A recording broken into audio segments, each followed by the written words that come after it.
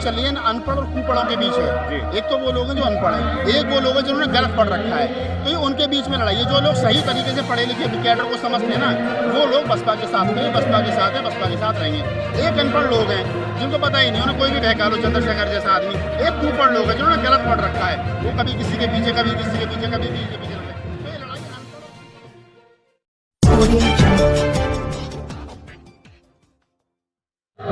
नमस्कार, मेरा नाम है सुरेंद्र सिंह और आप देख रहे हैं SM न्यूज़। हमारे साथ राहुल नागपाल जी हैं, तो किसी नाम तारीफ के मोहताज नहीं हैं। राहुल जी, आप लखनऊ में हैं और इस बेशुमार पब्लिक को देख के क्या लगता है उत्तर प्रदेश के आगामी चुनाव? उत्तर प्रदेश के आगामी चुनाव में ये जो पब्लिक यहाँ आई है, ये बता रही है कि बहन जी पूर्ण बहुमत से आ रही है जी, निसंकोच, बिना किसी भय, बिना किसी शक, बिना किसी स्वभाव के। ये जो लोग देश के कोने कोने, जो खास तौर से उत्तर प्रदेश से जो लोग यहाँ पहुँचे हैं, वो ये भीड़ नहीं है, जबकि ये वो लोग हैं जो बसपा के समर्पित कार्यकर्ता हैं। ये वो लोग हैं जिनके पीछे एक एक कार्यकर्ता के पीछे 10-10 हज़ार लोगों की भीड़ है। तो ये लोग, ये कार्यकर्ता, ये भीड़ ये बता रही है कि बसपा पूर्ण बहुमत की सरकार 2022 में बनाने जा रही है जी।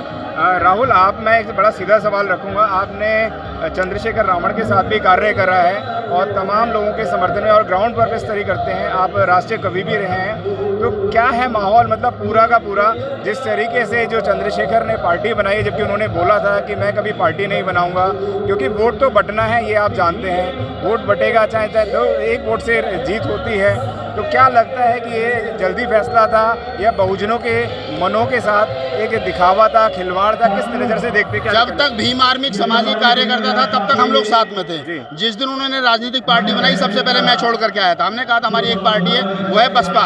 हम समाज को टुकड़ों में नहीं बांट सकते, लेकिन उसके बावजूद भी जो लोग चंद्रशेखर रावण के साथ या आज़ाद समाज पार्टी के साथ लग रहे हैं, मेरा उन तमाम साथियों से अभी भी कहना है कि 6 महीने चुनाव में बाकी हैं, आप अपने पुराने घर में आइए। हमारा ओरिजिनल घर है, ये हमारा घर है। वो घर किसी के किराए के मकान में किराए के पैसों से चल रहा है, वो घर हमारा नहीं है और हम समाज के ऊपर ज़्यादा भार नहीं डाल सकते। आप रहा सवाल इस बात का, जो आपका सवाल है कि वोट बटेगा, अगर चंद्रशेखर रावण चुनाव भी लड़ते हैं ना, तो मैं आपको बता रहा हूँ कि 1 से 2% वोट से ज़्यादा का फर्क जो है वो बसपा पे नहीं पड़ेगा, किसी भी तरीके से, किसी भी प्रकार से। आप लिख लीजिए, ये सच्चाई है। क्योंकि आज भी आप जो देख रहे हैं, चाहे युवा है, बुजुर्ग है, महिला है, जो भी है, वो मायावती और बसपा के साथ में, वो चंद्रशेखर के साथ में नहीं है। चंद्रशेखर को एक सोशल वर्कर के रूप में तो समाज स्वीकार करने को तैयार है, लेकिन राजनेता के रूप में जब मेरे जैसा आदमी स्वीकार करने को तैयार नहीं है, तो मैं कैसे समझ सकता हूँ कि मतलब और लोग तैयार हैं? अधिकांश देखने में आता है चंद्रशेखर रावण यह बोलते हैं कि मैं मान्यवर साहब का सपना पूरा कर रहा हूँ, फोटो भी लेके चलते हैं, संविधान की बात भी करते हैं। तो क्या मायावती जी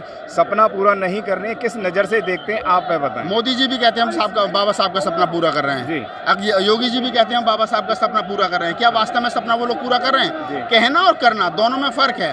बाबा साहब का सपना था भारत बुद्ध में हो, माया बहन जी ने किया है ना। आप नोएडा से लखनऊ तक चले आइए, आपको हर जगह बुद्ध से, कबीर से, नानक से, रैदास से, फूले से संबंधित यहाँ वो सारे स्थल मिल जाएंगे, जिससे आपको लगेगा कि आप किसी बुद्ध स्थान में घूम रहे हैं। यहाँ हर आदमी को न्याय मिला। जब चंद्रशेखर ये कह रहे हैं कि हम जो है वो मान्यवर साहब काशीराम के सपने को पूरा करना चाहते हैं, कौन सा सपना मान्यवर साहब काशीराम का अधूरा रह गया, वो भी बता दें थोड़ा सा। यहाँ पर बात पूरा करने की नहीं है। साहब काशीराम चाहते थे कि बहुजन सत्ता में आए तो आया, साहब चाहते थे कि बहुजन जो वो देश की सत्ता पर काबिज हो, नहीं हुआ है, कुछ कमियां रही हैं, इन फ्यूचर उन पर काम किया जाएगा। बहन जी काम कर रही हैं ऑलरेडी। तो ये बहुत सारी चीज़ें हैं, कहने में और करने में फ़र्क है। बहन जी ने करके दिखाया है।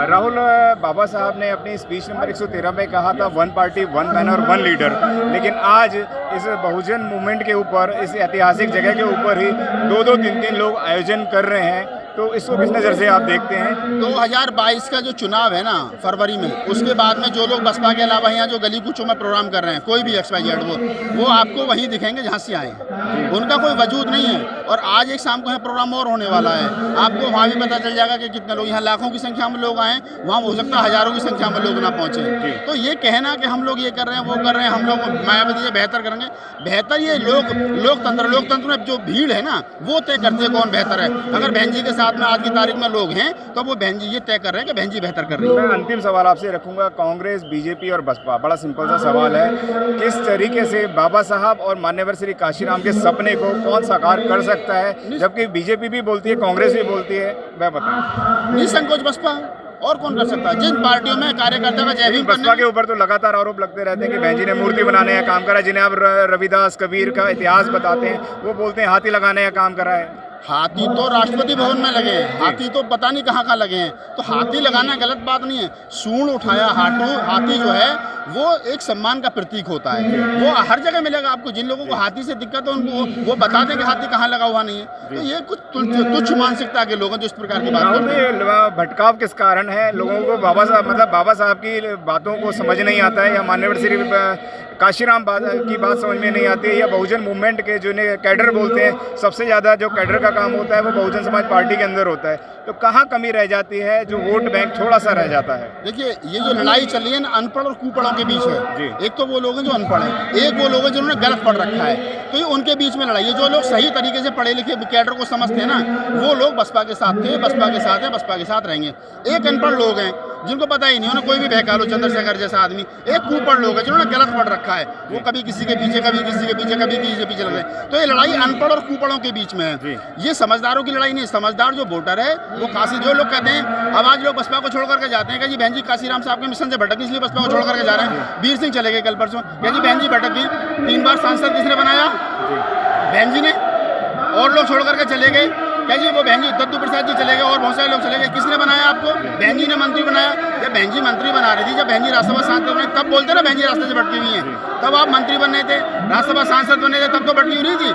लेकिन जब आप बहन जी का जो थोड़ा सा कहते ना कि गर्दिश में सितारे हैं, तो आप छोड़ करके जा रहे हो करी बहन जी रास्ते से भटक गई। बहन जी रास्ते से नहीं भटक गई, आप लोग रास्ते से भटक गए। अच्छा, जैसे आपने बताया कि तमाम सांसद चले गए या निकाल दिए गए, तो मान्यवर काशीराम साहब ने भी कहा था कि आएंगे तो बहुत सारे लोगों को, लेकिन जाएंगे अकेले। तो क्या लगता है इन लोगों के जाने से या जो नए नए पार्टी लोग बना रहे हैं, इससे बहुजन समाज पार्टी पे कोई बहुत ज़्यादा फर्क पड़ता है? ना तो आज तक असर हुआ है, ना आज तक आगे असर होगा। जो लोग बसपा को छोड़ करके गए गलियों में झांक रहे हैं। आज तक बसपा ने मंत्री बना दिया, ये बसपा की ताकत थी। उनकी खुद की अपनी ताकत है कि जो MLA का चुनाव लड़े तो 5000 वोट नहीं मिले। बहुजन समाज की आप निरंतर बात करते हैं, 24 घंटे बहुजनों की बातें करते हैं, सुबह उठते हैं तो बहुजनों की बातें करते हैं। क्या कहना चाहेंगे आखिरी बात बहुजन समाज के लोगों से? बहुजन समाज के लोगों से मैं यही अपील करना चाहूँगा, 2022 का मौका है, अपनी सरकार बनाइए, अपना जो भविष्य है उसको सुनिश्चित करिए, अपने बच्चों के भविष्य को सुनिश्चित कीजिए, ताकि आपकी बहन बेटी के ऊपर कोई आंख उठाकर न देख सके। अगर आप इस सारे अत्याचार शोषण से बचना चाहते हो तो आपको कहीं ना कहीं बसपा की सरकार बनानी पड़ेगी। आपके पास बसपा के अलावा कोई विकल्प नहीं है। धन्यवाद।